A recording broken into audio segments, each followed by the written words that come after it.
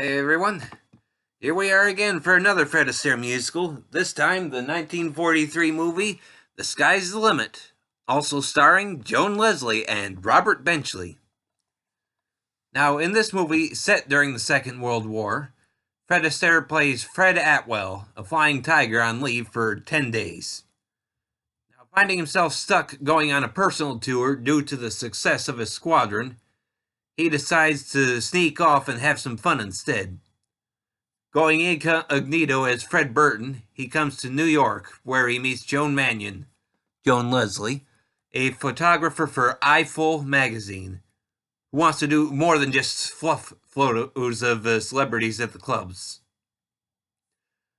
Now, Fred follows her around and tries to ask her out on a date.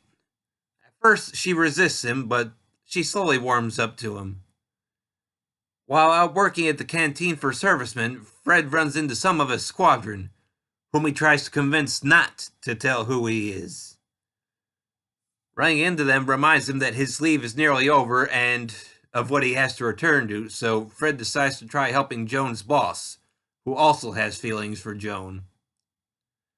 Now, admittedly, this movie barely qualifies as a musical, with only 3 new songs from the songwriting team of Harold Arlen and Johnny Mercer.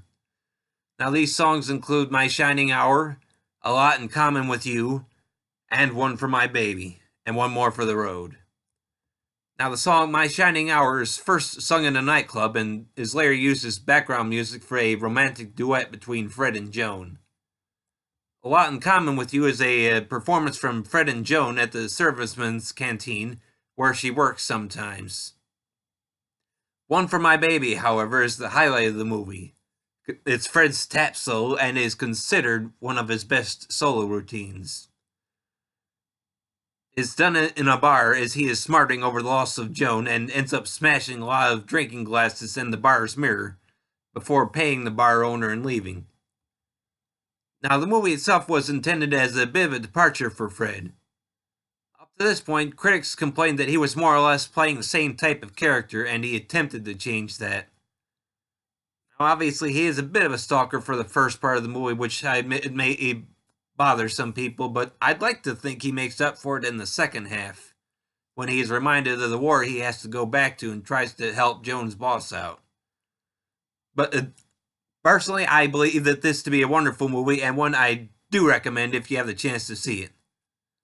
The movie is available on DVD from Warner Archive Collection, and is about 1 hour and 30 minutes in length. Well, that's all I have to say on this one, everybody. Thanks for listening, and I hope you'll keep coming back for more.